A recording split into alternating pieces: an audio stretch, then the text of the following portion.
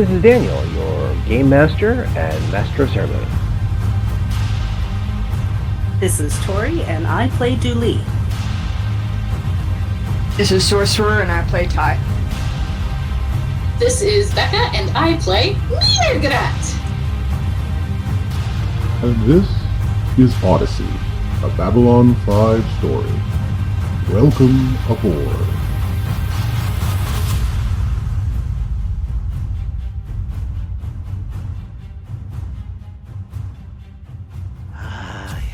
Yes.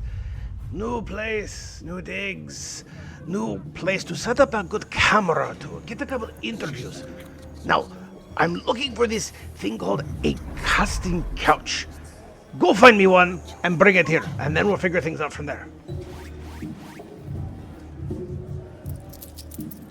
No, not a settee, not the bar stools, none of that works. I need the couch. What do these humans call it? And why do they have a specific type of movie all about it? Don't ask me why. Humans, they don't know anything about artistry, are they? And then, there you are. There you are. You've come to Badini again. It is always good to see you, yes. I had a little bit of a run-in, and we've returned back from our summoning by His Lord Majesty the Emperor. Some words were spoken, some sentences were laid down, but I'm here now, ready to tell you more about the Dalmarie Celestia. Yes, now, there is a few things that has been happening since then. One, this is a new microphone. You like it? Good. I have a new microphone, a new recorder up there. You see it? You see up there? Yes, good. And things are improving, very much improving. They weren't so good before. But we still have a good story for you, and that's what you come for, the story. So come, sit, enjoy, as I tell you about what happened in the Dalmarie Celestia. Now, when you last were here, many moons ago, there was a bit of an interaction where there was some investigation with some of the bugs and some of the strangeness that was happening out there in the beyond. The ship, of course, was still out in beyond territory, far beyond anyone had ever been before. But there was a secret that they thought, our intrepid adventurers thought, they could uncover. And to do this, they had to go into the alien sector, for they knew something about the game, something that had to investigate. That is what they did. However, things may be taking a turn for the stranger. Particularly with something about bowling? While you're contemplating all that, I think it's a good enough time for us to go back to Dooley and Ty as they have made their way through the ship, getting to the bowling alley. Which, again, I'm just going to, shake my head about every time. Bowling alley? Okay, let's run with that. It's a bowling alley. I can think of another thing that I know they have in cruise ships. Is I've been on. You know what? Passenger. I'll run with that. I've never been on a cruise ship myself. All I know is they have casino decks, eating decks, shows, and that's about it. Yeah, I've never been on a cruise ship either, but for a while, my mom worked for an ad agency that was doing Royal Caribbean's web content, so, I saw a bunch of their, ship diagrams and shit, and, bowling alley, that tracks. Yep. Bowling alley, and then they do also mini golf somewhere on this vessel, too. Sorry, my brain went, oh my god, Zero-G mini golf! You know it's in this thing! Wow. Hell yeah, it is! That sounds horrible. I mean, I'm really bad at regular mini golf, so I don't see how Zero-G mini golf can be. The one time I went mini golfing, I was so bad at it that my dad was actively getting frustrated at how poorly I was doing, because it was I can't tell if it was embarrassing or if it was just no challenge to play against me. But so I can't imagine I would be any worse in Zero-G. Well, Like- here in two-dimensional, in regular mini golf, you have to bank it off shots. You have to think very two-dimensional. Again, with the ricochets and where things land and get to the hole. Now imagine doing that three-dimensional. Yeah, I mean, I'm just saying, at a certain point, there's a floor on athletic abilities, and I feel like with mini golf, I hit it. So unless there's some secret sub-basement of sucking at mini golf, I don't think I can get worse. I present to you another one of our buttons, the secret sub-basement of sucking at mini golf. So, anyway, so with Dooley and Kai, you make your way to the bowling alley, and there is Sheriff Aparo in his ranger robes, trying to look as casual as possible, which still looks like he has a pool cue shoved straight up the rectum. He notices Dooley. That's not how you play pool.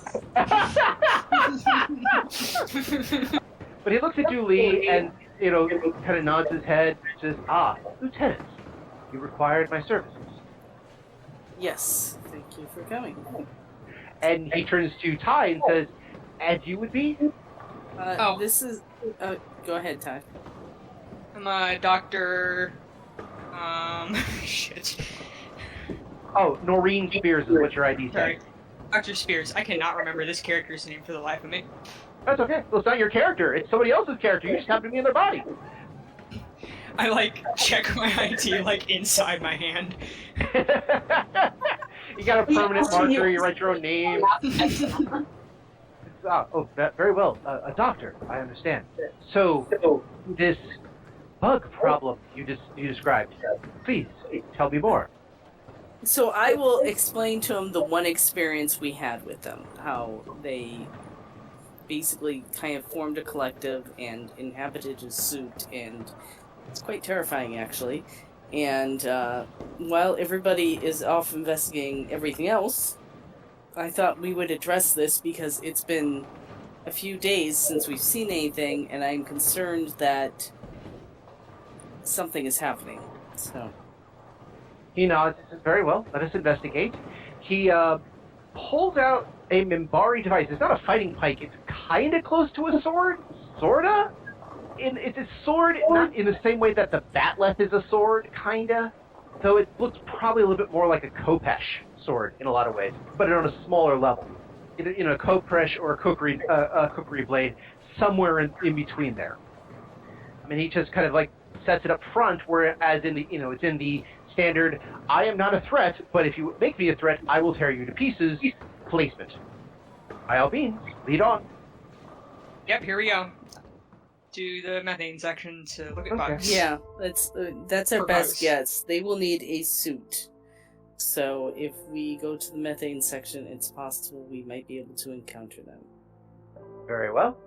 As again, lead on. You guys start making your way towards the methane section, and Aparo immediately starts asking questions of Dr. Noreen Spears, like, what are you a doctor of? And, what brings you to this endeavor? Now I'm just paying off college debt by working for this colony, hopefully, if we ever get there. But in school, I studied, shit. Sorry. My brain just went blank. Redo. Go ahead and make a bluff check. Just go ahead and roll a bluff check real quick. In school, I studied, I don't know what the Entomology? is. Entomology, yep. Sorry, Entomology. that's what I was going for. Bugs. I studied bugs that attach themselves to people. Parasitic Certain pathology. experts, the lieutenant here asked me to go along and see if I noticed anything strange. 35. Okay, and Ty just rolled a 35 on her bluff check. I'm not even going to do a sense motive. This is the thing that Ty is really good at. Yeah. I was not worried about this. I admit there's a part of me, like, if you had flubbed it, I could see the, oh, what are you a doctor of? Oh, I'm a doctor of shutting up. Bug doctor, oh, bug doctor. At this point, you're like you actually just start pulling out just weird Latin out of your ass and talk about the various descriptions. You could figure out parasitical entomology in a sub-vacuum space, that dealing with also the neural connectivity of certain telepathic ingraciousness in non-human beings. You're making all that shit up, but he's buying it. My PhD thesis right there. And he's like, oh, well, this is fascinating. Perhaps when we are done, I shall investigate more. And you're like, when we're done, I'm going to be busy, like real busy for the next, checks watch, 17 years. PhD costs a lot of money these days. Exactly. Because, you're working off your debt, you're a medical profession, you're a mom. You got a lot on your plate now. A mother Car of payments. children. Sorry, what was that? A mother of mumble children.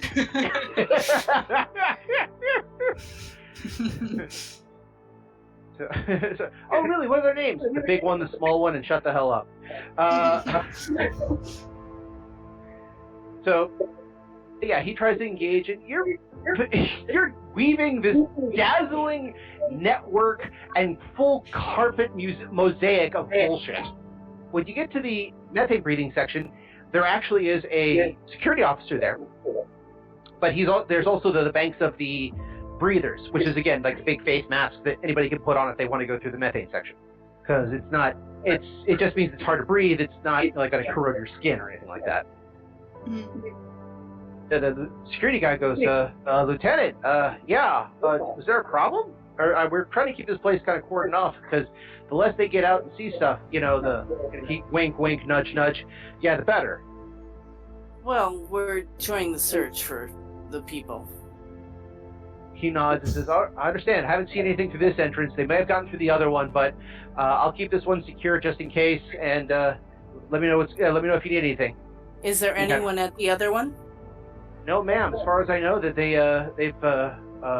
they needed one section closed off, which I think is the other end of this. I'm watching the main gate here. It's possible they might have gotten through one way or the other that way, but they'd have to get through a couple security codes. So I'm guessing they won't be able to get through unless they really have in and out knowledge of the ship. And if that's the case, we're in a bigger trouble than that. Yeah. All right. Well, we're gonna just do a nook and cranny search just to make sure there's nothing here. Yes, ma'am. Strip searching the ship. We get you. So I'll grab a mask. I'm assuming Ty and Karl is. Yeah, both of them do have to wear masks. Though, believe it or not, there's only like one instance in the entire part of the show where you ever see a Minbari wearing one of the breather masks. So it's like, they actually fit on Minbari? Well, I guess they do. They probably have special ones. Yeah, exactly. For Minbari. And it was the only time they ever saw it was Delenn going to see Kosh one time before she went into the chrysalis. Okay. And for Ty, also getting used to oh wait, I don't have a bigger forehead and the face things on it. Oh, this fits a lot better than it usually does. Huh. I is resentfully comfortable. Stupid humans making everything stupidly human regulation size. But yeah, now correct me if I'm wrong, Julie, do you have your own rebreather, or are you still using the face mask from the side? Well, I do have one, I think. Let me look. Okay. I'm not sure if it's...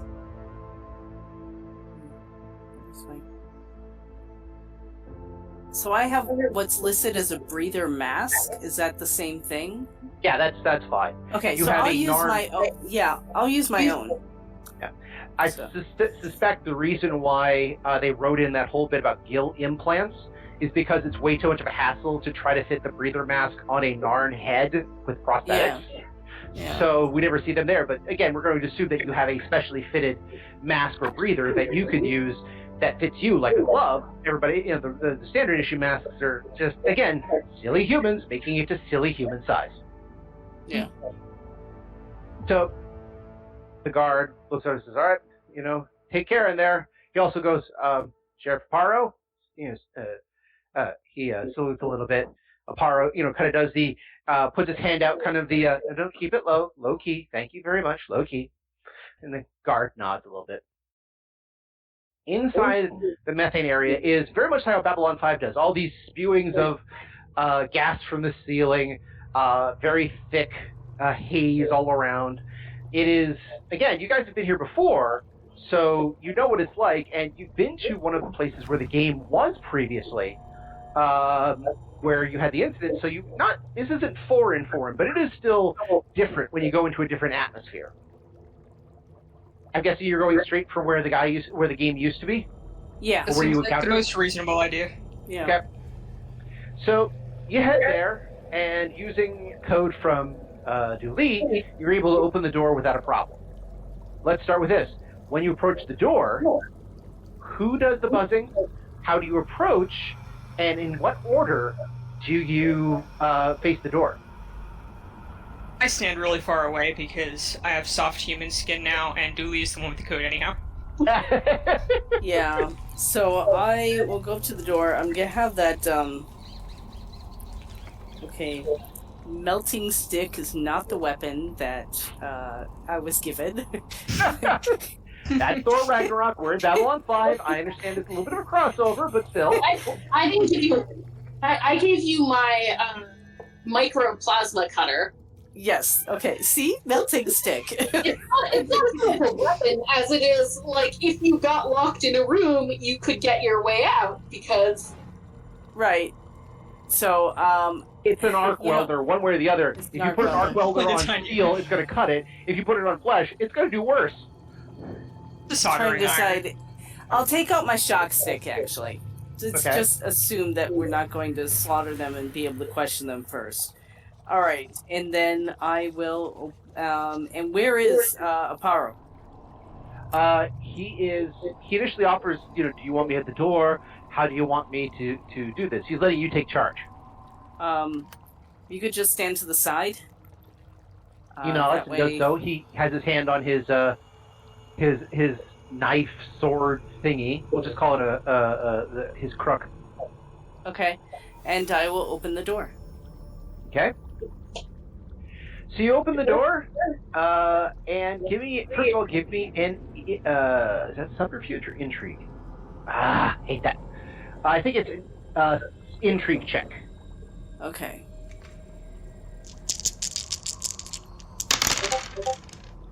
$24. 24. Just double check. Yes, that'll do. Yeah. You open the lock and kind of open it up to take a look at a few things, and sleight of hand, foaming. Yeah, okay, that'll work. You actually had to bypass a couple of security locks on this that you didn't know were actually there. So you were able to actually do that just barely, thanks to your verification and your authorization codes. You normally didn't have access, but a couple little tricks, like, okay, got it. And the door opens. When you open the door, the first thing you see is webbing. Lots and lots of webbing. Ooh. Like, a haunted house level of webbing. No, thank you. Yeah, I kind of start and take a step back.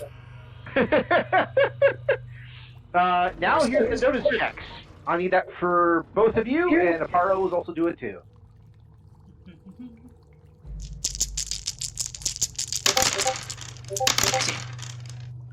$22.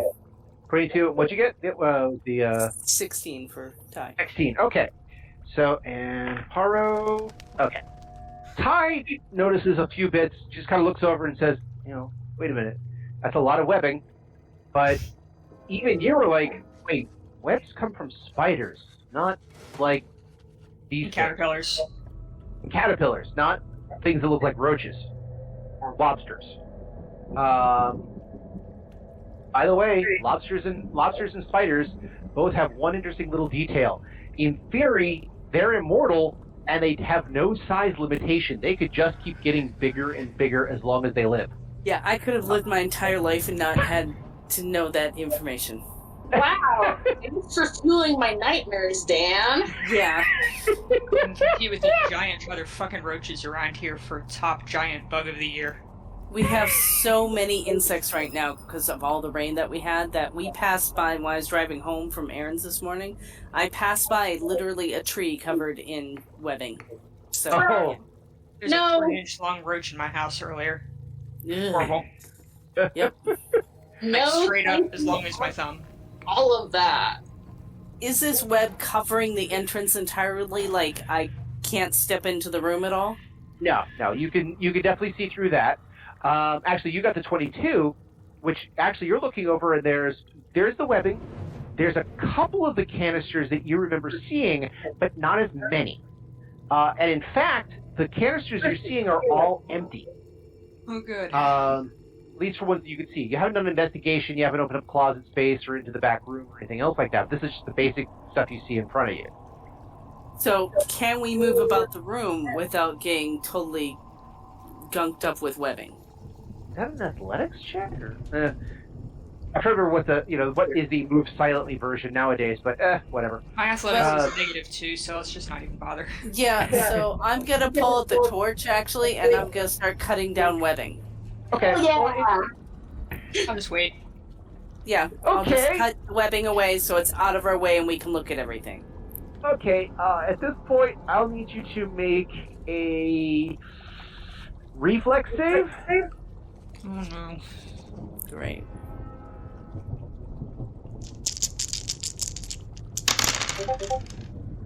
Yeah. Okay. I would like to remind you of two things, and unfortunately, you've already taken out the plasma cutter. I know this, but my character doesn't know this and would have no reason to know this. Know which? The thing you're about to say. I'm not going to get my plasma cutter back, am I? That depends. Let's just say it's a good thing that Narn don't have eyebrows. Yeah. I'm really glad I stayed away from the door. Because it's not just webbing that is flammable. Did you guys forget why you're wearing the mask? Oh, holy crap.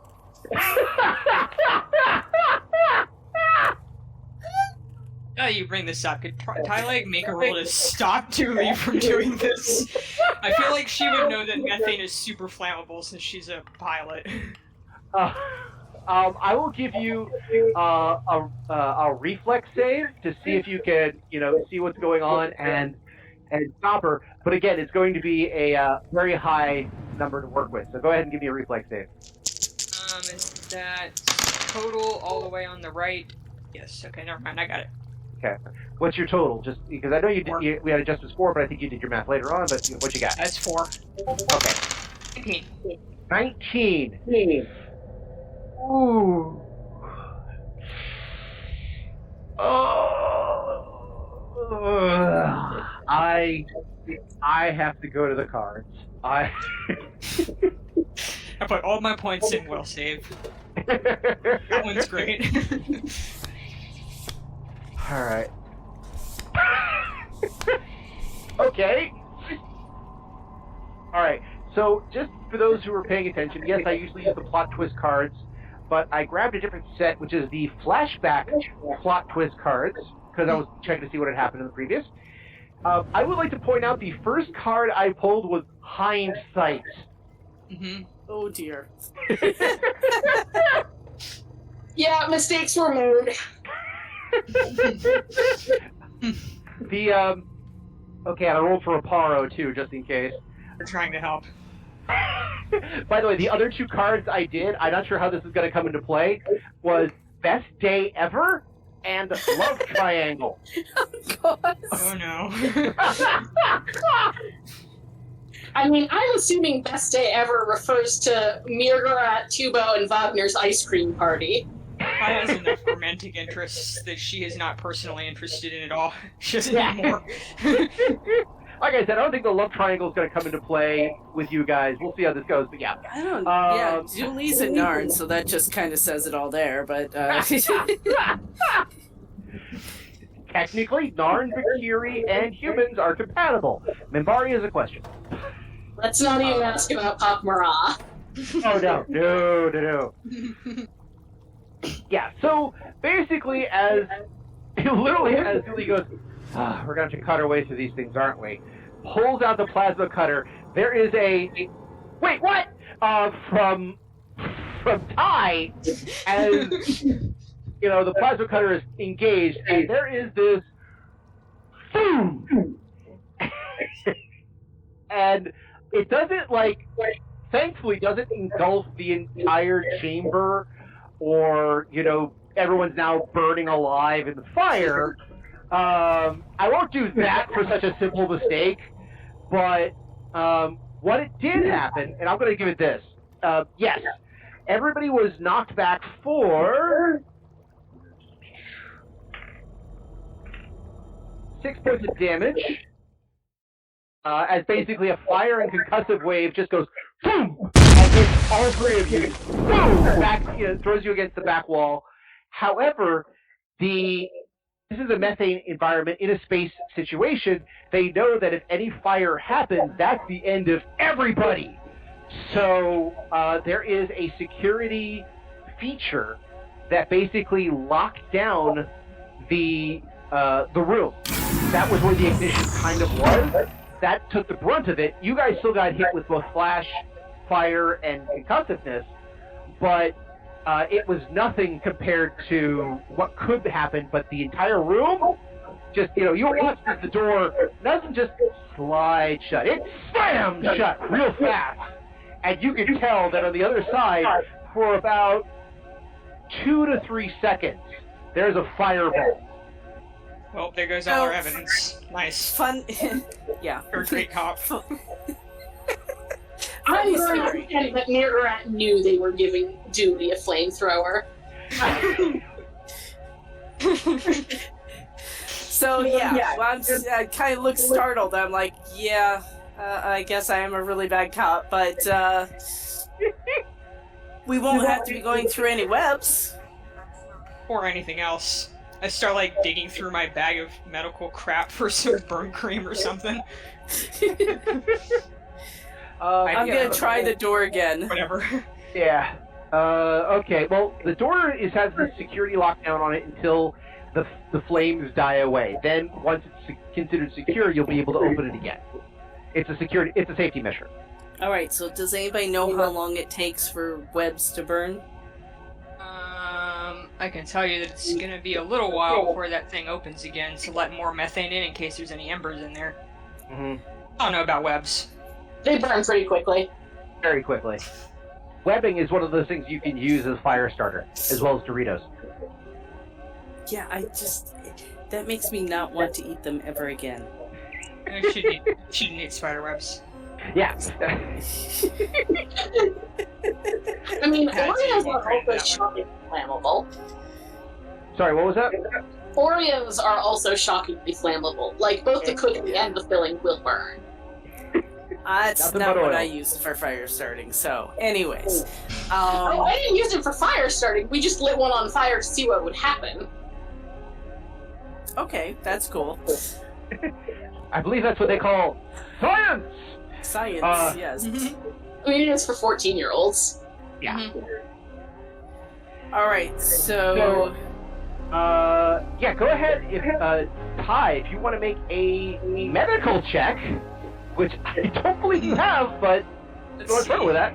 I don't think so. I'm pretty sure I could put a band-aid on myself, equivalent, regardless, you would think. No, I don't. You want me to do it anyway? Yeah. I have one medical.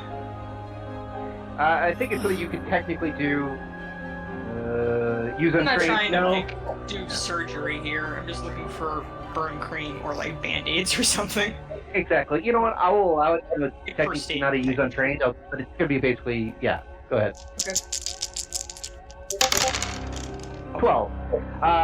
With the negatives and everything now, you're like, I don't know what's in here. I don't know what's going on. You know what? I'm just going to, it's you just got to make sure the fire is out on everybody and we're going to need ice packs. Lots of ice packs. Doctor kit is useless. I live in the corner. I don't know why I'm carrying this crap around. She didn't have any first aid crap in here. All she has is just this junk. Well, it's mostly what they have is the high-tech medical stuff. The wands, the scanners, the... I can sell that. Take it back after all. So you weren't able to deal with that. Aparo actually looks over and says, what was that? Why did you bring something flammable into a methane environment? For a weapon. Apparently it worked! Yep. Quite well. If there's any bugs in there, they're probably dead. Yeah. Also, anything else we might have been able to use is probably burnt to a crisp. Well, we're jumping to conclusions. Let's see what we get. So you end up waiting a little while for the security lockdown to verify that basically all the oxygen and the methane had been removed from the environment. Which there's another suppression system which also helps too. It's kind of like Halon. That also had to be removed from the air recycler before the room would open up. Again, then the room had to approach a certain temperature to indicate that any more methane coming in wouldn't ignite. As you wait, probably takes about like a half hour, almost an hour, while you're waiting. Even Aparo is like, well, I suppose, he looks over and says, I guess if you were a medical professional, this would be of use right now, but I guess the telepathic insect doctorate is not quite as useful as it were. You get paid more if you specialize.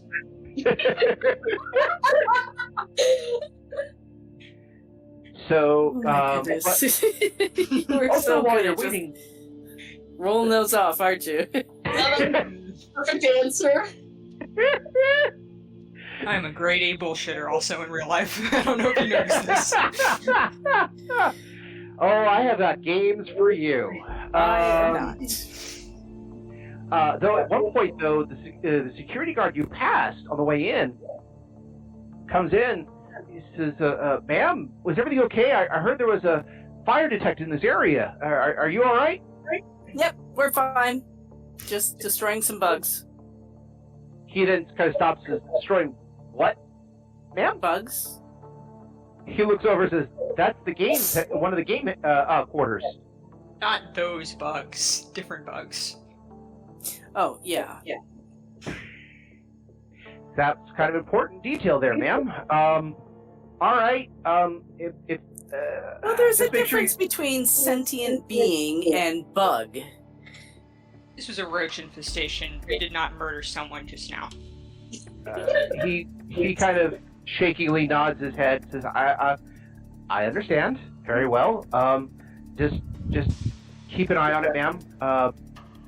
And thank you. I'll make mention this in the report."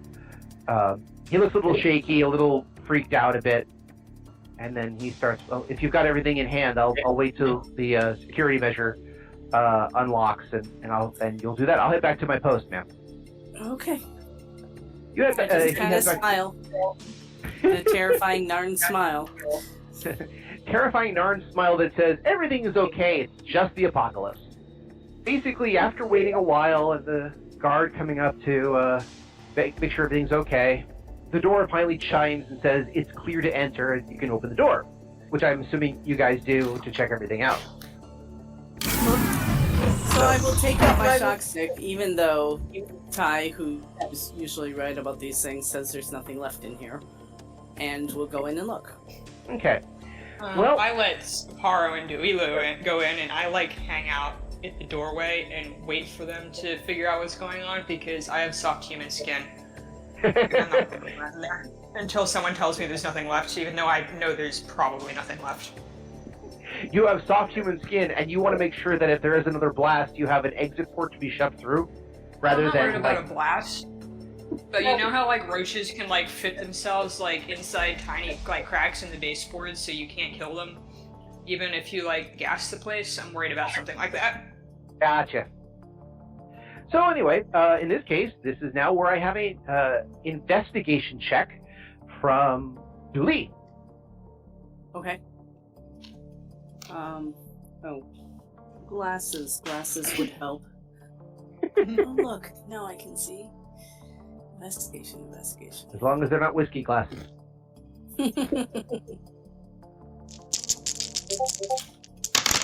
Oh, 17. Ooh, 17. low roll, but okay. And,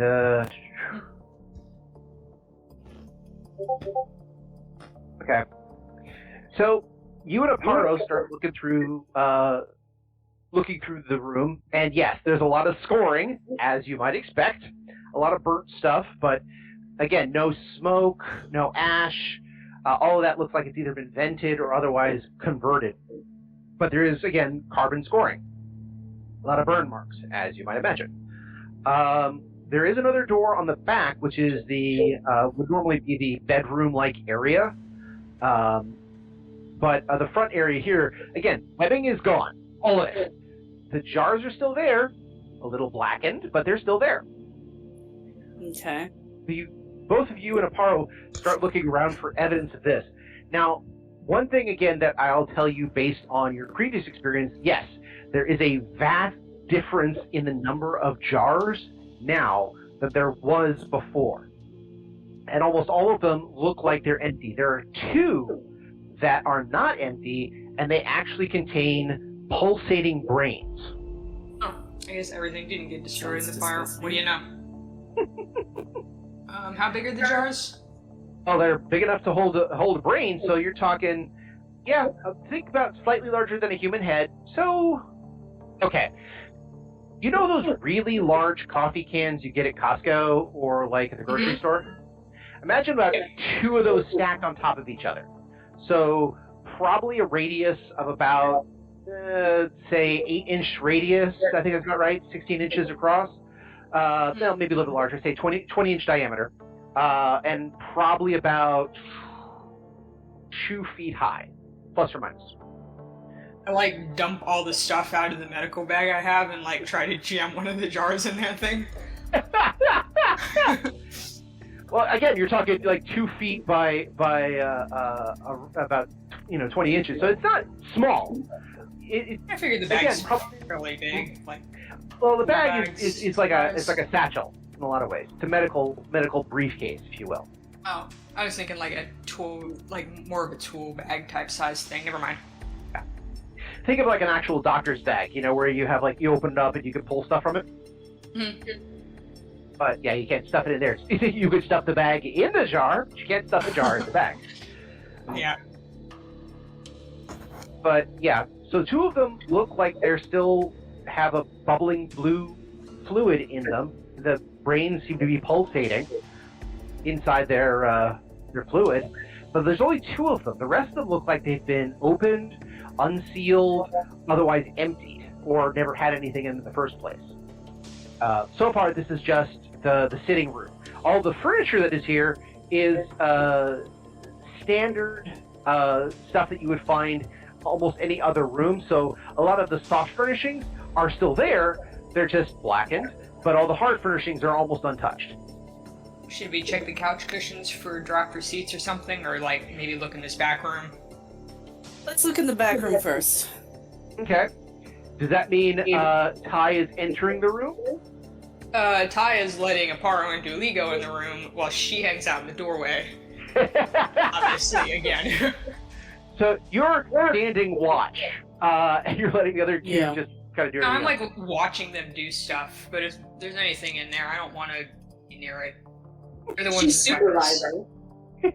Bugs. Ty isn't a coward. She's just not dumb, But it's also, as has been pointed out from the couple of times she's had visions of bugs, she's not a fan. Also, all right, give me another investigation check from Dooley as you and Aparo enter the back room. 25. That's nice. All right. When you go in the back room, again, looks like the door had sealed itself during the blaze, so the back room itself isn't touched, or it's not touched much, I should say. There's a little flaring of near the door where it kind of seeped through a little bit. But again, you open it up and the methane comes right out, kind of clean-ish methane compared to what you were dealing with. The bedroom itself is very simple. Looks like it has not necessarily a bed in the traditional sense. It's halfway between a massive beanbag chair and a hammock.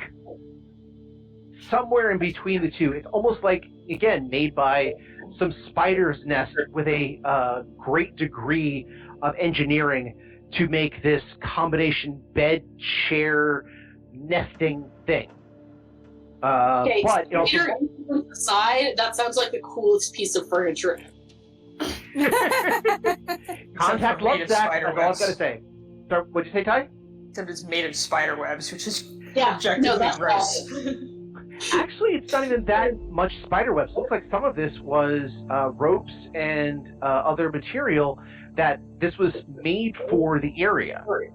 Like, this was made for the game somehow. The game, for whatever reason, don't sleep on a bed the way most people do, I guess. Because why would you sleep on a bed when you could sleep on a combination beanbag/hammock? Like, that makes perfect sense. I get it. Have you seen those large pillows that they sell that are covered like with a plushy fabric, and literally you can use them as a nest/bed? So it's a human-sized dog bed. Yeah. Nice. Except By the it's way- about a foot deep. So Yeah, human-sized. That's nothing. Look up if you get a chance, and this will be edited out later, the love sack. I know that sounds terrible, but a friend of mine had one, and it is like this beanbag chair made very comfortably that is larger than a couch. yeah, that's probably what I saw. That looked very interesting. See, Comfy. looks super comfy, except for the part where my back is all jacked up. So, like, I'd probably sit on it and then never be able to get up from it. Let's just say that's not an uncommon reaction. So yeah, the whole place looks like it was designed for another anatomy, where they're comfortable, how they feel secure, all the rest of that. So it doesn't look like a usual standard human. Here, this is a bed, this is an end table. There is actually a closet that you can see, and then there's a couple of racks, which, as far as you can tell, don't look like clothing racks, but Aparo will indicate these are hanging mounts for repairs of encounter suits. Are there any suits on them? Well, you can't see. You're still outside, or you're still in I'm the outer looking section. inside through the door. I'm just not going in. That, again, you're looking from one door to the next, and this is in a different kind of room, so you're not necessarily looking. But I see what you mean. I thought like, you mean I'm still out in the hall? Okay. yeah. Well, you're still in the doorway between the hall and the main room, and this is in the bedroom, so you can see into the door into the bedroom, but you can't see everything in it because, there's walls and stuff in the way. I guess I'll have to go in. All right. Curiosity has outweighed my preservation instinct. Which in the case, you're allowed to do an investigation roll as well.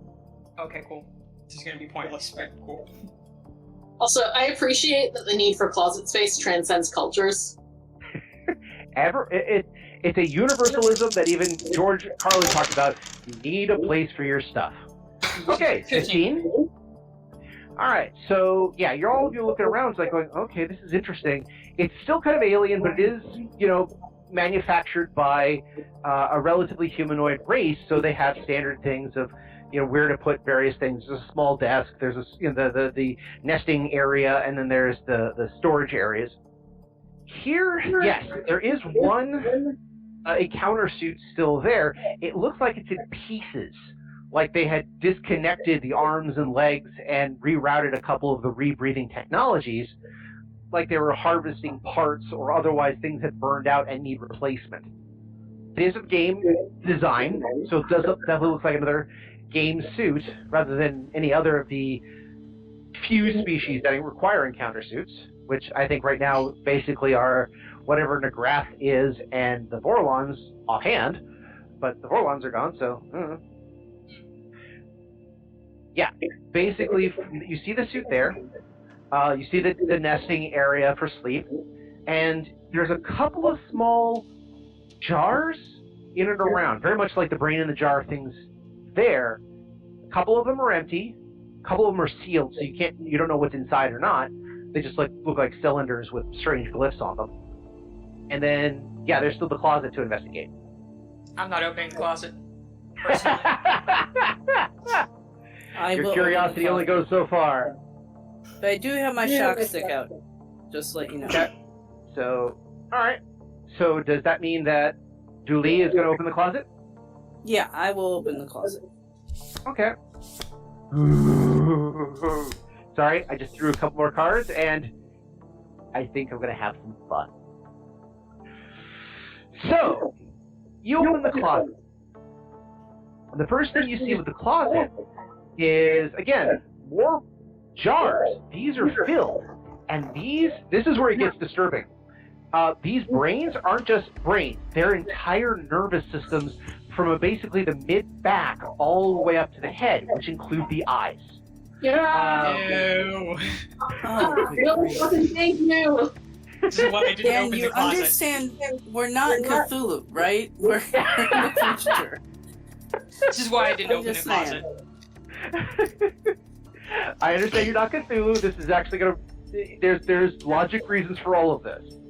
But... basically, when you opened the closet, it was a couple areas there. Now, here's something else. See, give me a quick notice check. Dooley gives you a notice check on this one. Give me just a moment. I don't know. Is she gonna notice something else that's completely fucking insane? I regret really am expecting him to suggesting say, that they do this. roll sanity check. 20. Okay, 20. Not bad. You have a great notice. All right, so, but that's not a natural 20, but it is a 20. So what you notice, though, is that these jars are powered. They actually have a little bit of a light indicator on the edge of the rim in some sort of... the way I would describe it to anybody is Kirby-esque. You know, squiggly lines, circles for no reason, very much like Jack Kirby had designed some of the outlining technology. For those of you who do not know who Jack Kirby is, go educate yourself. I'll wait. Okay, everyone back? Okay, all right, cool. But Jack Kirby was one of the guys who designed the Fantastic Four, Mr. Miracle. If you want to know why everything looks as weird as it does in the new Eternals movie, it's because Jack Kirby designed all that and he just went bog wild. Yeah, it looks a lot like that, but definitely looks like there's power going through these jars to, you're assuming, the brains inside. What's also freaky is that the eyes move to look at you, and you find that some part of this jar actually has some sort of readout on the bottom that kind of scrolls past. Again, if this was a cyberpunk story or something like that, it would look like those ticker readouts on computers. But this is, very sci-fi, so it's a little bit more smoother, looks a little bit more LED, but in a strange font that kind of scrolls past as the sounds try to come out. Okay, over the table, About this. Mirgrat's gonna be really upset if you don't bring them a brain in a jar. She's going to, but she's not just going to carry the damn thing, back through the hallways to... Yeah, someone's going to ask questions. Is there like a bedspread or, a garment bag or something? Apparently this medical bag is literally useless for everything. Aparo can actually take off his ranger cloak and wrap it in it if you ask. He's kind of amazed as he looks at this and says, "But what? Those are." I think brains. they might be alive. They are. Look, he actually holds his finger, moves it slowly to the left, moves it slowly to the right, and all the eyes follow this is the the finger. worst thing I've ever seen in my life. We can't fit 3 of them, though. We need to take all 3. Why don't we just take a picture and take one of the normal brains that don't look at you and let Mirgrat do whatever the hell Mirgrat does with that crap and just forget we ever saw the rest of this? No, we can't do that. All right, I'm going to ask all 3 of you get the notice I look check. really unhappy. Sorry. Is there all 3 of you get a a notice chair check. on wheels or a tea service cart or... I mean, I'm assuming I don't need to do a notice check because I'm not in the Nope. 6. All right, Sorcerer got a 6. You're too busy looking at the eyes. I'm Dooley, not noticing much. 28. All right, you're noticing that there actually is a sound coming out of the jars. It's kind of mechanical, kind of chirpy, kind of squeaky. It's not. It doesn't sound like it's part of the machinery. It actually is coming in anti-rhythms. So it'd be like.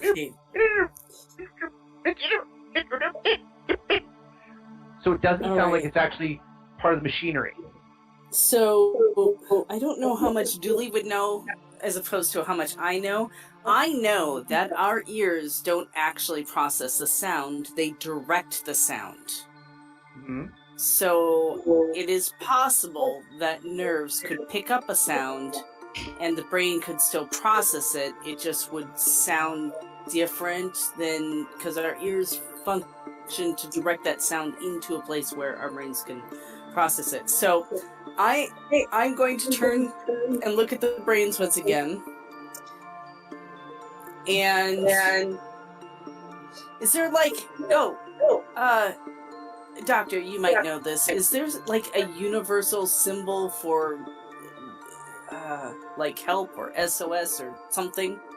I like stare at Julie and like shrug because she fucking knows I'm not actually a doctor. No, but I'm thinking this might be something that you like a distress signal like ships might use that you would know doing a rescue or something. Well, the ISA has tried to standardize it, but they tried to standardize it to the human Mayday signal, which some cultures just don't want to use it, so yes and no. Okay, so like telling a Centauri they have to use a human Mayday signal, like yeah. But it's like airline pilots, where again, all airline pilots have to learn English, whether or not they actually know it, whether or not in either case. Except way more complicated because of aliens. Yeah, sort exactly. of, kind of, but not exactly. All right, so it's possible I would know this from hanging around humans so much. Tell me again how these brains, are they like in a canister suspended from a rod in the closet, or are they sitting on the floor, or? So yeah, they're being stacked in in the closet. It's like they have a couple of shelves, and they are being stacked in there in a very orderly manner. You'd say there's, like I said, there's a couple of them there. You say maybe 4. If you go digging, you might find more based on how they're laid out. But again, what you can see initially is about 4 of them. Okay. Well, if you must take one back, why don't we just put a car's cloak over it, drop it on a dolly in a closet. I guess we can get one out of a closet somewhere and pretend it's a barrel. Okay. Is there... First, I want to try 2 things. Mm-hmm. One, I want to go up to the glass jar, and I'm going to look right at the eyes. Okay. And I'm going to say, in, like, exaggerated mouth lips, so that maybe if they can read lips, they can understand. We're trying to help you. Please let me know if you can respond. And I'm going to tap very lightly, because I can't imagine this would be pleasant to a brain, very lightly on the container, the Mayday, the ... ... Okay. Does it do anything? Okay. So you go up there and and I'm especially listening for the sounds. Okay. You try to explain a little bit. There's a bit of a pause, and you go ta ta ta ta ta ta ta ta, and you actually hear, for the one you actually tapped on, a little bit of the.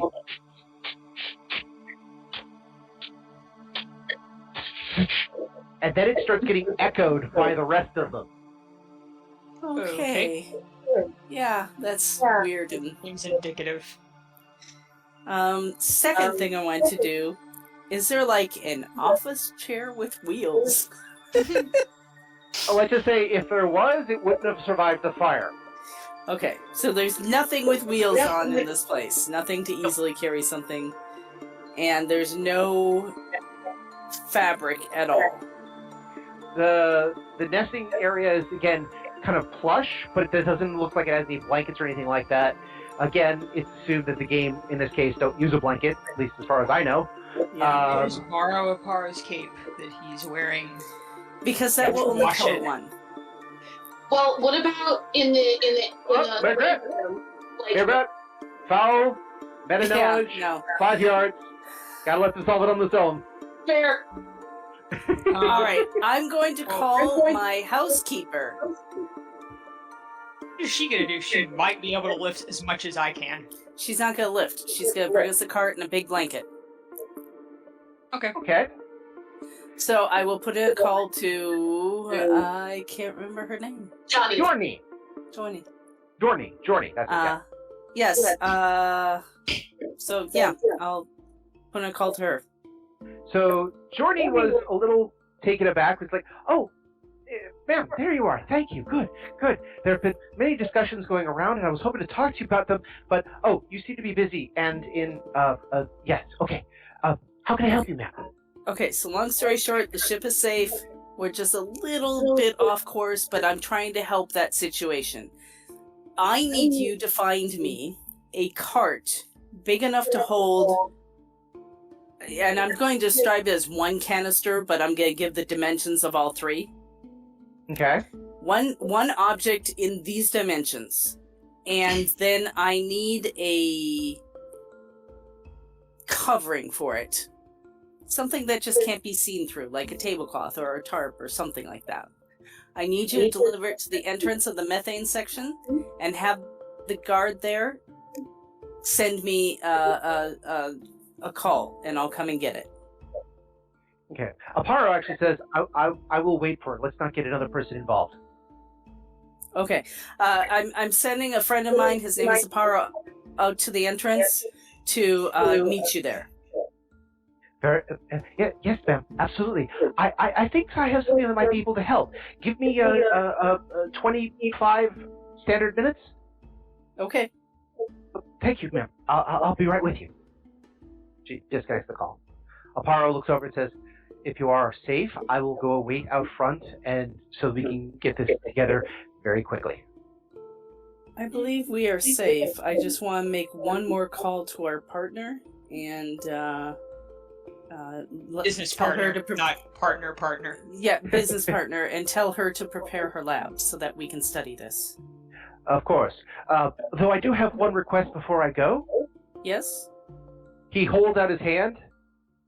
Oh, certainly. You may have it. It is of no use here. And Yes, he please. hands over the torch. He's like, just for safety. He takes it, he tucks it into his cape, and says, I'll take this outside. Certainly. So, Have your communicator on standby, because if we encounter some really big bugs, we're going to be screaming into it. I understand, of course. So he goes out the door, and you call Mirgrat. Yes. Mira answers me again. Which, by the way, you'll hear initially the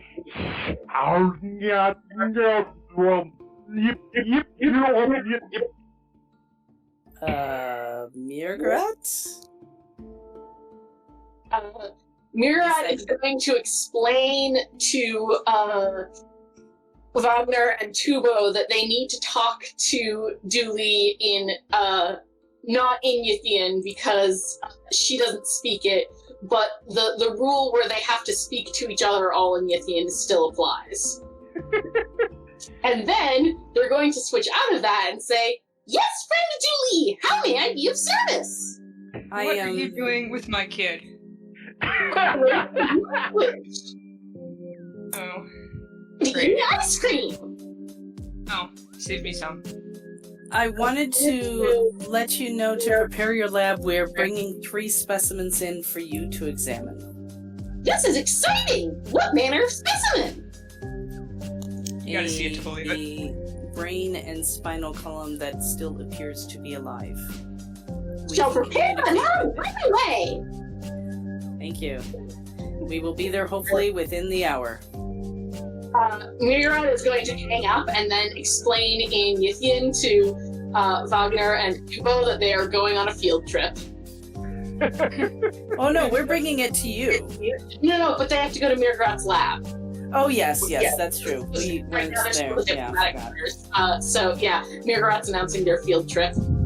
Which, interestingly enough, Mirgrat's lab was actually Mirgrat's quarters, which, if memory serve, were in the second-class quarters, which are probably closer to the alien sector than they are to where the ambassador is. So technically, Dooley is closer to where you guys are going than Mirgrat is.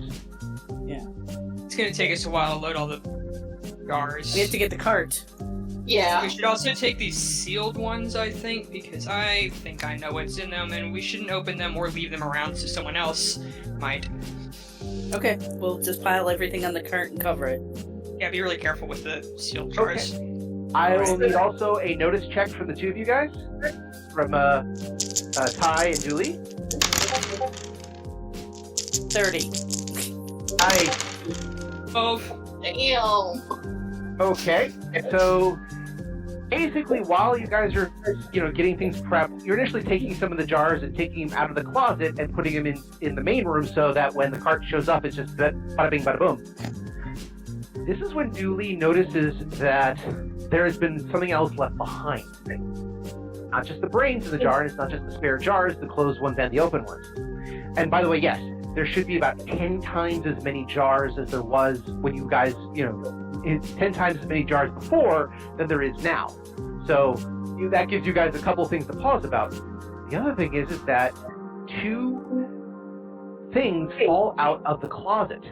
One is this small knife made of some sort of silvery material you've never seen before, but the handle has something that looks like the amber, the drug amber. It's even a small cube, but it's red. Oh dear. Definitely taking that. The Don't other... touch that with your hands. And with your skin. The other thing that falls out when you guys reach for one of the jars, you find out there's actually something on top of it, and so when you tip it over, all of a sudden this falls out. About 9 inches by 12 inches. It's about an inch thick. Hardcover bound. Strange greenish leather. Okay. Yes! I I look at it for a moment. Don't open that. Okay. Just don't. Just. And not Trust me pick on it up this with one. my hands either? I wouldn't. Actually, I'll take it. I'll pick it up. It's probably Okay. fine. You hope. Probably fine. It's more likely to Alright. be fine if I do it than if Dooley does. I just pick it up. Okay. Fair enough. Alright. Well, just put it with the other stuff and we'll I'll carry this one, I think. Wouldn't want it to get So- lost. Okay. Or opened by accident. I look at Ty suspiciously. She explained about the books, just not her individual book. If that's one of those books that you were talking about, then I'm sure Mirgrat will want to see it. Oh, I'm sure she will, but as far as I know, the only way to get back into a different body is with one of these books. I don't want her to ruin it Okay. with her Yeah. mystery tests, so to speak. I also just don't want it to get lost. Yeah. I'll just makes carry it. sense. Okay. Yeah. All right. Okay. So, as you load everything up, within about a half hour, Paro returns with, believe it or not, with a catering cart. That's perfect. Is it It has one a of those that has the roll top thing? No, it's one that has usually a couple of shelves underneath it and a white tablecloth that goes over it and a space for like a platter on top. Okay. Cool. Yep. Perfect. Okay. So you load up. I was thinking of like the hospital ones where they deliver a lot of different foods and it's got a roll top side that goes up.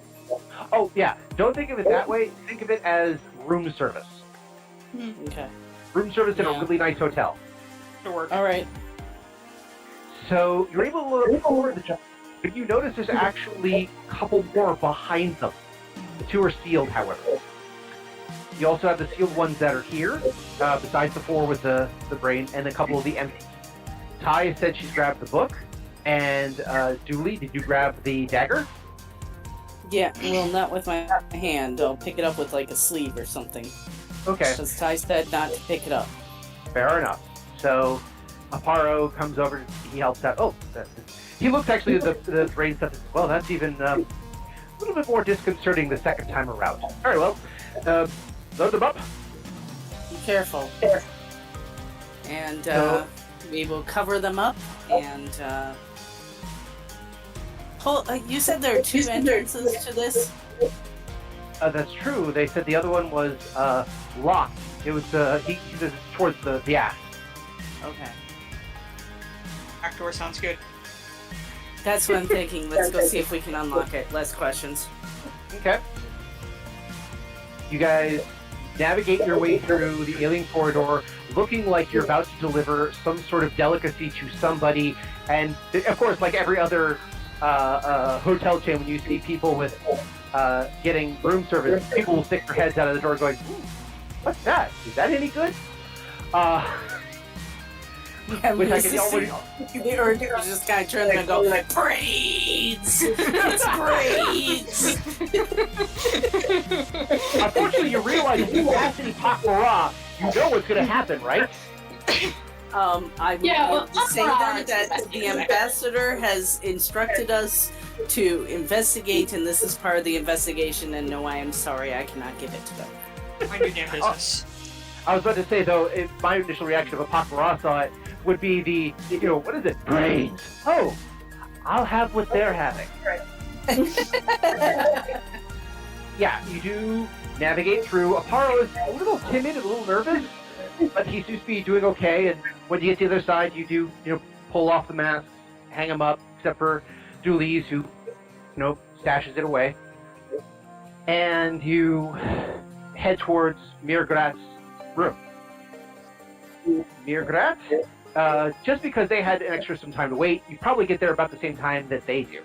Just again, for the distance changes versus the time, everything else like that, yeah.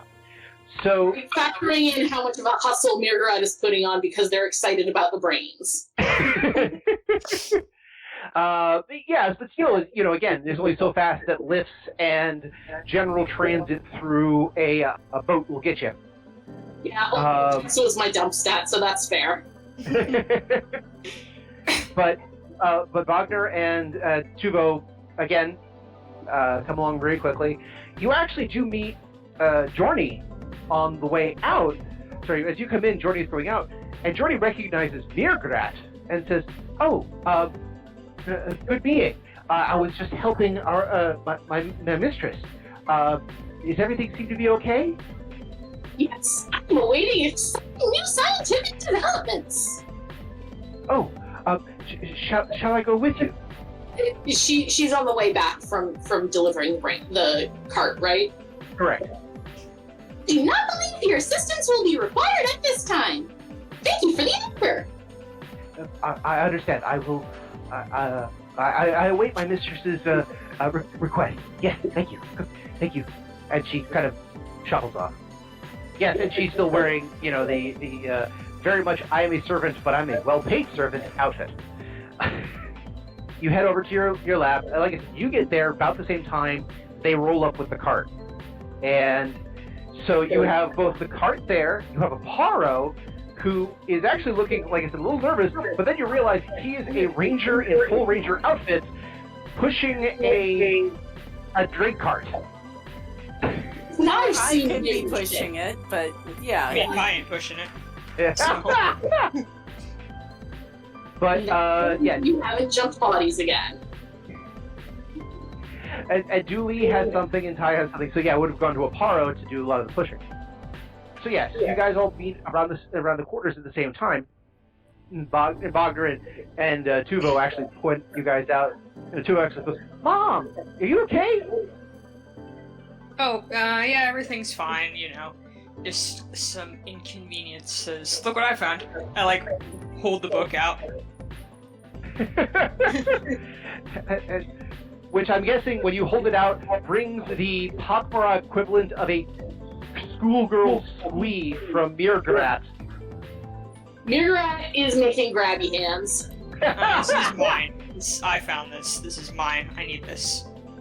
You have plenty of interesting things to eat or study, whichever you prefer.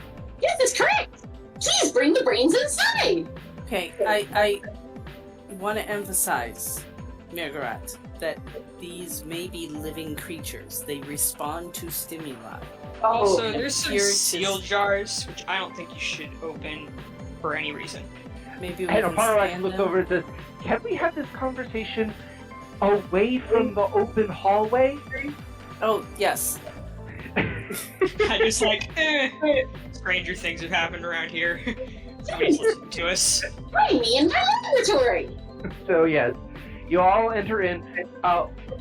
Wagner finds your laboratory fascinating because he's used to, chemistry, reagents, big bubbling tubes, and the occasional Jacob's ladder of electricity, versus a full science lab from even the 21st century, let alone the 23rd century pak'ma'ra science lab. It's like, there's no way of defining it. It literally is like if you from the 1990s, working off of a 286, was just introduced to the iPhone 7. I mean, I think we're gonna have a lot of problems to begin with because I don't do Macs anyway.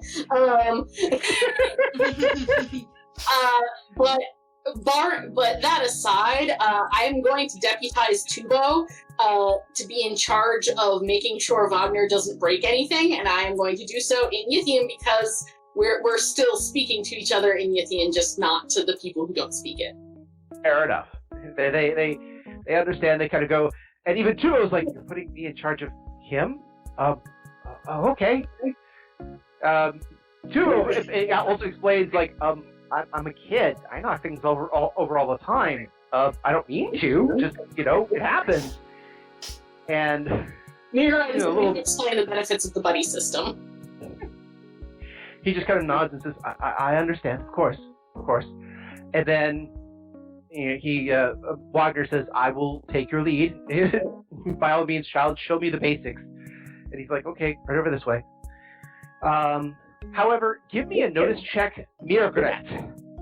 They're still speaking in the Proto-Yithian, so nobody else can understand this. Okay, give me a sec. This would be interesting. 25. Oh, natural 20. Perfect. Okay. So the offhand comment, which you think you understand, and neither Tai nor Paro or Dooley can hear this at all, just Mirgrat, is Wagner looking over at Tuvo and says, that book your mom has, do you recognize it? He says, no, why, do you? He says, no. And then just kind of like, they kind of shrug it off and then just move on with their day. Everybody wheels everything in. Aparo actually does do, once the door is closed, he actually takes the cloth off the rack, and he doesn't do the full magician, whoosh, ta-da! But it's more of like he whips off the covering with a purpose. And Mirgrat gets a chance to look at the brains, staring back at him. Okay, Dan. We've been doing this for a few months now. You know me pretty well. Yes. I'm gonna reach out to those brains telepathically. Oh no. All right, you can only do one at a time. This is right up there. This is right up there with no harm ever came from a book. Yeah. Okay, which brain / set of eyeballs looks most excited to see me? Well, it's hard to figure out who's excited to see you when they don't have eyelids, eyebrows, or teeth. Yeah, but which one is tracking my motion the closest? Okay, so you choose one with green eyes, and it looks human enough, so you're like, okay, I understand human. We'll do that one. Right. Yeah, I'm reaching out to this brain telepathically. Okay. Give me a telepathy check. Okay, give me just a sec. Natural! Oh! Natural 20 Wow. again! Range of 30. So you do the universal raise your hand, which is the indication of I'm going to scan you and try to talk telepathically to a thing that can't respond. You close your eyes and bow your head and do the usual. Trying to connect with the brain. Our minds are one mind. And the one you chose answers back. Help ye. Help ye. Is that all? Like, I'm gonna try and, find out, how do I help it? What kind of being is it? Okay. You're trying to think through some investigation questions first. Okay. Yeah, like, what's going on? When you contacted, it was initially basically all thinking was help me. When you start asking questions, suddenly it understands that there's a connection and it comes to the back. And so you ask, well, how can I help you? Where's my body? It wasn't part of the deal. Okay, so I'm gonna ask this individual's name. Okay. I am Sergeant Chuck Osteen. Okay, that is ringing a vague bell with Becca. I don't know if it should be ringing a bell with Mirgarat, but I think Mirgarat's going to turn and ask, do we know a Sergeant Chuck Osteen? Oh, yes. Paul Blart. He's dead. This is awkward! Actually, the George Tuska was the Paul Blart. I doesn't know the difference. That's okay. Go ahead and make... All three of you make an intelligence check. I'll go with that. Let's start with Dooley. What's your intelligence again? Yours was 17? Go and make a check. 13. Okay. Ty, what your intelligence was 14? 13. 13. Okay, go ahead and make a roll. 23. Oh, unfortunately. Well, sorry. That's no. You rolled a 10. You just had the 13 in there. Otherwise, that's fine. So that's a 10. And then Becca, go ahead. My intelligence is 16. Okay. Oh, I did that wrong. Oh well. It's okay. I'm going by the basic die roll. So. Yay! So all three of you succeeded in your intelligence check, and you wait. Chuck Osteen, Sergeant Chuck Osteen. He was in the room when Mirgrat was being fought over by the entity. He was the sergeant at the time.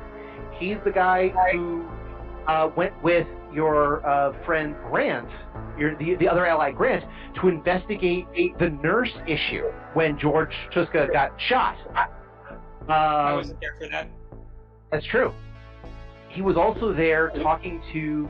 He's like the second in command, or like third in command, of the security division under Kali. And he's clearly been body snatched, so this is bad. Oh dear. Ooh, and hate to do this to you, but I think here is where we should, unless you guys have something desperate you want to do, I think here is a good place to stop. Does that mean my real body isn't going to get arrested anytime soon? Oh, by the way, might be just eyeballs in a brain somewhere. I will also say this. You didn't ask his name, but Chuck Osteen was the guard that was you guys passed on the way into the alien sector. What? Like I said, you didn't... Oh. Well, once we do an investigation and look up his record to try and figure out how he got in the place where he is, we'll see the picture and then we'll know. Exactly. But that's for the future. Which means I should make a note.